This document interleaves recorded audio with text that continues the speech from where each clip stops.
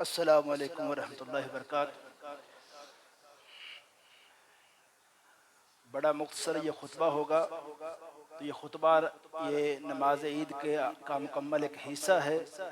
تو خطبہ اور دعا کے اندر لازمی بائی شریک ہو کر جائیں۔ الحمدللہ نحمدہ ونستعینہ ونستغفرہ ونعوذ باللہ من شرور انفسنا ومن سیئات اعمالنا، من یہدہ اللہ فلا مضل له ومن یضلل فلا ہادی له، ونشهد أن لا إله إلا الله وحده ونشهد أن سيدنا ومولانا محمدا عبده ورسوله، أما بعد فإن خير الحديث كتاب الله وخير الهدي هدي محمد صلى الله عليه وسلم وشر الأمور محدثاتها وكل محدثة بدعة وكل بدعة ضلالة وكل ضلالة في النار۔ اللهم صل على محمد وعلى آل محمد كما صليت على إبراهيم وعلى آل إبراهيم إنك حميد مجيد۔ اللهم بارك على محمد وعلى آل محمد كما باركت على إبراهيم وعلى آل إبراهيم إنك حميد مجيد۔ أعوذ بالله السميع العليم من الشيطان الرجيم من همزه ونفخه ونفثه، بسم الله الرحمن الرحيم۔ لن ينال الله لحومها ولا دماؤها ولكن يناله التقوى منكم۔ عید الاضحیٰ کا یہ مبارک دن مسلمانوں کے لیے اس میں کئی ایک باتیں سمجھنے کے لائق ہے۔ سب سے پہلی بات، عید الاضحیٰ کے موقع پہ یہ قربانی، اس بڑی ایک سنت کی جو ادائیگی ہوتی ہے، اس میں ہمیں اس کا جو تاریخی ایک پہلو ہے اس کو اپنے ذہنوں میں رکھنا چاہیے۔ تاریخی پہلو کے لحاظ سے قرآن میں دو باتیں ہیں، ایک آدم علیہ السلام کے دو بیٹوں کی قربانیوں کا ذکر ہے، اور ایک حضرت ابراہیم علیہ السلام کی قربانی کا ذکر ہے، جس کو ہم اس موقع پہ لازمی یاد کرتے ہیں۔ آدم علیہ السلام کے دو بیٹوں کی جو قربانی کا عمل ہے، اس میں ایک بڑا میسج، بڑی بات ہمیں سمجھنے کو یہ ملتی ہے کہ انسان بڑے سے بڑا عمل کر لے، اگر دل صاف نہیں ہے، دل کے اندر حسد ہے، بغض ہے اپنے بھائیوں کے حوالے سے، اپنے عمل میں اخلاص نہیں ہے، رب کی رضامندی مقصد نہیں ہے، صرف دکھلاوا ہے یا مقابلہ بازی ہے، اور اس اپنے سینوں کے اندر اپنے بھائیوں کے حوالے سے حسد رکھا ہوا ہے، اللہ اس عمل کو قبول نہیں فرماتے ہیں۔ دوسری بات، حضرت ابراہیم علیہ السلام کی، آپ ابراہیم کی یہاں قربانی کا جب ذکر قرآن پاک کے اندر 3-4 مقامات پہ کیا گیا، لیکن سورہ صافات کے اندر اللہ نے جب اس قربانی کے اس سارے واقعہ کا ذکر کیا تو اس میں ایک بات ارشاد فرمائی کہ جب ابراہیم علیہ السلام نے خواب دیکھ لیا کہ اپنے بیٹے کو ذبح کر رہے ہیں، بیٹے کو اس کام کے لیے تیار کر لیا اور بالکل ذبح کرنے کے لیے مکمل تیار ہو گئے، تو قرآن نے اس کے لیے کہا فَلَمَّا أَسْلَمَا وَتَلَّهُ لِلْجَبِينِ، اسلما کہ رب کی طرف سے جو حکم تھا، اس حکم کو ابراہیم اسماعیل دونوں نے اس حکم کی فرما برداری کی، اور ابراہیم نے اپنے بیٹے کو پیشانی کے بل اس سے لٹا لیا ذبح کرنے کے لیے۔ یہاں پہلی بات سمجھیں، یہاں اس میں بڑی قربانی کس کی ہے؟ بڑی قربانی، بڑی آزمائش وہ ابراہیم یا اسماعیل میں سے کس کی ہے؟ تو ہم غور کریں تو بڑا امتحان، بڑی آزمائش حضرت ابراہیم علیہ السلام کے لیے ہے۔ وہ تو چھوٹا بیٹا ہے، 7-8 سال کا بچہ ہے، وہ تو اتنا مطیع ہے کہ ابراہیم زبردستی بھی اس کو ذبح کر سکتے تھے، لیکن وہ ایسا اللہ نے ایک فرما برداری اسماعیل علیہ السلام کے ذہن کے اندر ڈالی۔ لیکن آپ صرف اس بات کو سوچیں اور غور کریں کہ اپنے بیٹے کو، یہی وہ بیٹا ہے جو اللہ تعالیٰ نے ایک بڑی عمر کے بعد عطا کیا تھا، اس بیٹے کو ذبح کرنے کے لیے تیار ہوئے، اللہ تعالیٰ سے ایک بھی مرتبہ سوال نہیں کیا کہ اللہ میں بیٹے کو ذبح کروں تو کیوں کروں؟ کہا اللہ حکم ہے ذبح کر دوں گا۔ اور یہی بیٹا قرآن میں ہے کہ اسی بیٹے کے حوالے سے پہلے حکم یہ ہوا تھا جب یہ بالکل دودھ پیتا بچہ اسماعیل تھا، تو حکم ہوا تھا ابراہیم اس بچے کو اور اس کی والدہ کو صفا مروہ کی پہاڑیوں کے درمیان چھوڑ آئیے، جنگل کے اندر۔ وہاں بھی ابراہیم نے نہیں کہا تھا کہ اللہ ان جنگلوں کے اندر کیوں چھوڑ کے آؤں؟ جب فرما برداری کا یہ والا لیول تھا تو قرآن نے کہا فلما اسلم، دونوں ایسے مطیع ہوئے، دونوں فرما بردار ہوئے۔ تو یہاں ہمیں اس موقع پہ جب قربانی کے جانور کو ذبح کرنا ہے تو اسماعیل علیہ السلام، ابراہیم علیہ السلام کی فرما برداری کو یاد کرنا ہے کہ وہ اللہ کے کس قدر فرما بردار تھے۔ آج یہ بکرے، آج اور ہمارے یہ قربانی کے جانور، یہ ایسے ہمارے مطیع ہیں، اللہ نے ان کو ہمارا مطیع بنا دیا ہے، ہم جب چاہے ان کو ذبح کر سکتے ہیں۔ اصل فرما برداری کا امتحان ہمارا ہے کہ ہم، یہ تو جانور ہم سے زیادہ طاقتور بھی ہیں لیکن اتنے اللہ کے مطیع ہیں، جو اللہ نے ان کو ذہنوں میں بات ڈال دی ہے، جس طرح ہمارا مطیع کر دیا ہے وہ ہمارے مطیع ہیں۔ اب ہمیں سوچنا ہے کہ ہم اللہ کے مطیع کتنے ہیں، اللہ کے فرما بردار ہم کتنے ہیں۔ ایک بکرے کو جب ہم نے ذبح کرنا ہے نا، ایک قربانی کو ذبح کرنا ہے تو میرے بھائی ہم نے اس بات کو بھی سوچنا ہے، کیا میرا کینہ ختم ہوا؟ کیا میرا بغض ختم ہوا؟ میں نے بکرے کی میں کو تو آج ذبح کیا ہے کہ اپنی میں ختم کی ہے؟ میری اپنا انا، میری اپنی ضد، رشتہ داریوں کے حوالے سے کیا اس میں کوئی کمی آئی ہے؟ آج اس امت مسلمہ عید الاضحیٰ کے موقع پہ یہ قربانیاں ذبح کر کے اپنے رب سے اس بات کا اظہار کرے، یا اللہ یہ مال کوئی چیز نہیں ہے، یہ مال سے ہمیں محبت ہے، لیکن اللہ جب تیرا حکم ہوگا ہم مال کو تیرے رستے میں اس طرح قربان کریں گے۔ اور یہ تیسری بات میں یہ کہنا چاہتا ہوں، قربانیوں کے حوالے سے امت مسلمہ کی ایک تاریخ ہے کہ امت مسلمہ نے قربانیوں کے حوالے سے ایک اپنی تاریخ رکھتی ہے۔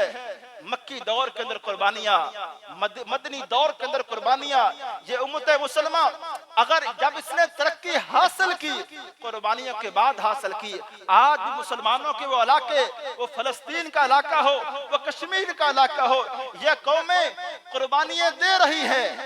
اور قربانیوں کے بعد ہی ایک امت، ایک قوم ایک بڑا مقام حاصل کرتی ہے۔ چوتھی بات یہ کرنا چاہتا ہوں، یہ عید کے بڑے اجتماعات ہمیں اس بات کا درس دیتے ہیں۔ اسلام کے اندر ان اجتماعات کا مقصد یہ ہے زیادہ سے زیادہ مسلمان ایک جگہ جمع ہو کے رب تعالیٰ کا نام بلند کریں، تبلیغ کو سرعام کریں، اور زیادہ سے زیادہ لوگ ایک جگہ جمع ہو کے ایک دوسرے سے ملیں اور ان کو حوصلہ ملے کہ ہم کوئی چھوٹی قوم نہیں ہے، ہم ایک مضبوط قوم ہے، ہم ایک کثیر تعداد رکھتے ہیں، اور اسی طرح لوگ ایک دوسرے سے ملیں، ایک دوسرے سے حال احوال پوچھیں، اور ایک دوسرے باہمی ربط اس کو مضبوط کرنے کے لیے جمعے کا اجتماع بھی رکھا گیا، نمازوں کو بھی اسی طرح منظم کیا گیا مسجدوں کے اندر۔ اور یہ آج بڑے اجتماعات کہ اگر جمعے کے موقع پہ مسلمان نہیں ملے تو ایک بڑا اجتماع ہونا چاہیے جس میں مسلمان ایک دوسرے سے ملے، ایک دوسرے کے حال احوال سے، اس کی خیر و عافیت سے آگاہ ہوں۔ آج اس موقع پہ ہمیں اس بات کا درس ہے کہ یہی باتیں ہم اپنے محلے داری کے اندر، رشتہ داری کے اندر ایک مسلمان دوسرے مسلمان کے ساتھ اسی طرح ایک مضبوط تعلق رکھے۔ آخری بات میں یہ کہنا چاہتا ہوں، یہ قربانی اس موقع پہ ہم نے قربانی نام ہی اثار کا ہے، اپنے خواہشات کو قربان بھی کرنا ہے، اپنی وہ باتیں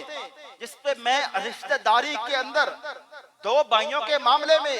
ایک بھائی ایسی ضد کر گیا ہے، اگر ایک بندے کو لگتا ہے کہ میں صحیح، میرا نقطہ نظر ہے،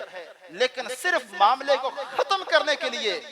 وہ تنازع کو ختم کرنے کے لیے اپنی تمنا، اپنی خواہش کو ختم کرے، یہ قربانی ہمیں سکھاتی ہے۔ اور اس موقع پہ ہم نے زیادہ سے زیادہ غریب مسلمانوں کا، اپنے قریبی مسلمانوں کا، ان کا خیال کرنا ہے کہ جو لوگ قربانی نہیں کر سکے ان کے ہاں گوشت پہنچانا ہے، ان کو اس موقع پہ یاد کرنا ہے۔ میں صرف ایک مسئلہ عرض کرنا چاہتا ہوں، ہمارے ہاں یہ جو ایکسچینج کا ایک رواج ہے، ایک بندے نے قربانی کی، وہ کہتا ہے جی میں آپ کے گھر، آپ میرے گھر، 12 بندوں کے گھر قربانی کا گوشت، شام کو 13 بندوں کے ہاں دوبارہ اس کے ہاں واپس، جو 20 کلو گوشت اس نے بکرا ایک ذبح کیا، شام کو 21 کلو پھر اس کے ہاں واپس آ چکا ہے۔ یہ جو ایک طریقہ کار ہے، اس کو ہمیں ختم کرنا چاہیے۔ جو لوگ قربانی نہیں کر سکے، ایک محبت کے ساتھ اپنے بھائی کے حوالے سے جذبات رہ کے، کہ ایسی فیلنگ ایک انسان اپنے دل کے اندر رکھے کہ یا اللہ ہم اس طرح اپنے بھائیوں کے حوالے سے اپنے سینوں کو نرم کرتے ہیں۔ آج ابھی ہم سلام کریں گے، ایک دوسرے سے ملیں گے بھی، تو یہاں آخری گزارش میں یہ کرنا چاہتا ہوں، ایک مسلمان جب دوسرے مسلمان سے سلام کرتا ہے، جہاں اس کا معنی ایک دعا ہے، وہاں ایک بات یہ مسلمان کرتا ہے، کہتا ہے میں السلام علیکم، میں اپنے سینے کو اے مسلمان تیرے حوالے سے بالکل صاف کرتا ہوں، میرا تیرے حوالے سے کوئی بغض نہیں، کوئی کینہ نہیں، میں تجھے کسی بھی حوالے سے کوئی نقصان پہنچانے والا نہیں، میری طرف سے تجھے ہر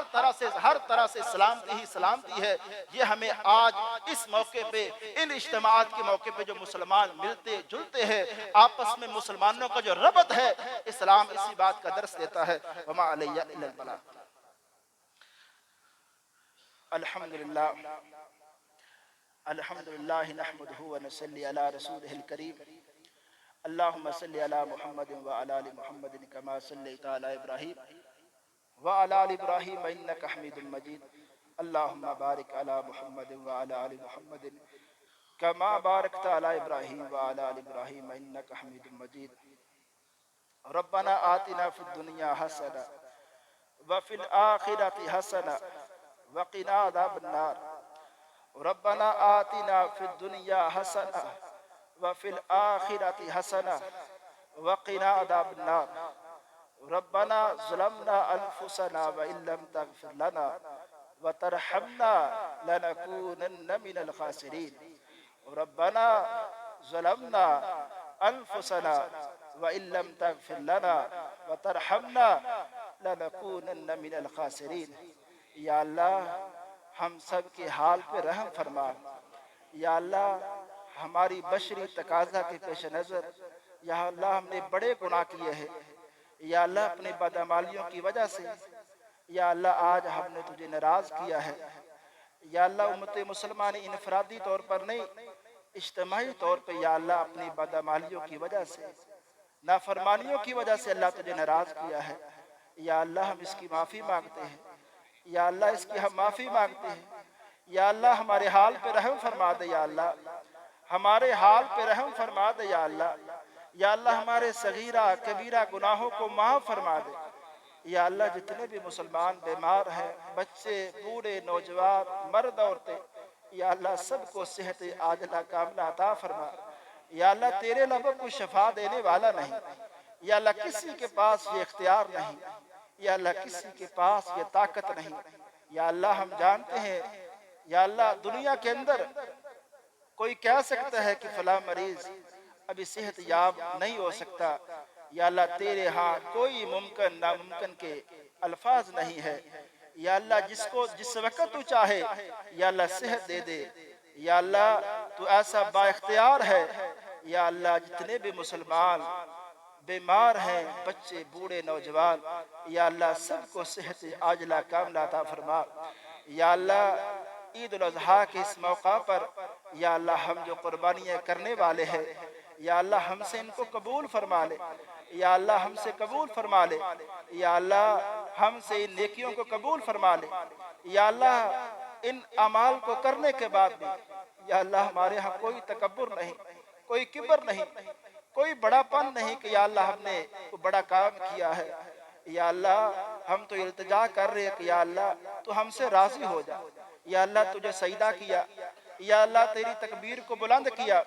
یا اللہ تیرے نام کو بلند کیا، یا اللہ صرف اس لیے کہ یا اللہ تو راضی ہو جائے، یا اللہ تو ہم سے راضی ہو جا، یا اللہ ہماری ان عبادات کو قبول فرما کے یا اللہ ہم سے راضی ہو جا اور ان عبادات کو ہمارے لیے نجات کا ذریعہ بنا دے، یا اللہ ہمارے مسلمان بھائی یا اللہ خاص طور پہ فلسطین کے اندر یا اللہ بڑی پریشان حال ہے، یا اللہ بڑی پریشان حال ہے، یا اللہ سختیوں کا ایک لمبا دور ان کے اوپر ہے، یا اللہ مہینوں کا ایک سفر ہے یا اللہ ان کی پریشانیوں کا۔ یا اللہ ہم بے بس بھی ہیں، اپنے ان بھائیوں کے حوالے سے بہت زیادہ بے چین بھی ہیں۔ یا اللہ ان کے حال پہ رحم فرما دے یا اللہ۔ یا اللہ ان کے حال پر رحم فرما دے یا اللہ۔ یا اللہ اپنے غیبی خزانوں میں خاص طور پہ ان کی مدد فرما یا اللہ۔ یا اللہ عید کے اس موقع پہ، یا اللہ خوشی کے اس موقع پہ، یا اللہ ہمیں وہ ہمارے مسلمان بھائی بڑے یاد آ رہے ہیں۔ یا اللہ ان کی وہ غم، پریشانیاں، تکلیفیں، یا اللہ ان کے حال کے اوپر رحم فرما دے۔ یا اللہ اپنے غیبی خزانوں میں، یا اللہ ان کی خاص طور پہ مدد فرما دے۔ یا اللہ تجھے کون پوچھنے والا ہے، تجھے کون روکنے والا ہے؟ یا اللہ جب تو بدر میں مسلمانوں کی مدد کر سکتا ہے، یا اللہ اور تو نے بڑے موقعوں پہ یا اللہ مسلمانوں کی مدد کی ہے، یا اللہ اس موقع پہ بھی مسلمانوں کی مدد فرما۔ یا اللہ ہمارے ملک کے حال بہتر فرما، یا اللہ ہم سب کے حال بہتر فرما۔ یا اللہ ہمارے ملک کو ہر طرح سے سلامتی سے نواز۔ یا اللہ ہمارے ملک کو ہر طرح سے سلامتی سے یا اللہ نواز۔ ہر طرح کے جو شرورین ہیں یا اللہ حاسدین ہیں، ان کے حسد سے یا اللہ اس ملک کو محفوظ فرما، اس ملک کو محفوظ فرما۔ یا اللہ ہم سب کو یا اللہ جتنے بھی مسلمان ہیں، یا اللہ جس کی بھی کوئی بھی نیک خواہش ہے، نیک تمنا ہے، یا اللہ وہ پوری فرما، یا اللہ وہ پوری فرما، یا اللہ نیک خواہش پوری فرما۔ یا اللہ اس دنیا کے احوال بھی، یا اللہ اخروی احوال بھی، یا اللہ وہ ہمارے اچھے فرما۔ ربنا آتنا فی الدنیا حسنہ وفی الآخرۃ حسنہ وقنا عذاب النار۔ یا اللہ جو بھی مسلمان دنیا سے جا چکے، پچھلے سال ہمارے درمیان تھے، آج وہ نہیں ہے، یا اللہ ان کی قبروں کو منور فرما۔ یا اللہ ان سے بھی راضی ہو جا، یا اللہ ہم سب سے بھی راضی ہو جا۔ ربنا تقبل منا انک انت السمیع العلیم وتب علینا انک انت التواب الرحیم، وصلی اللہ علی خیر خلقہ محمد وآلہ اہل بیتہ اجمعین۔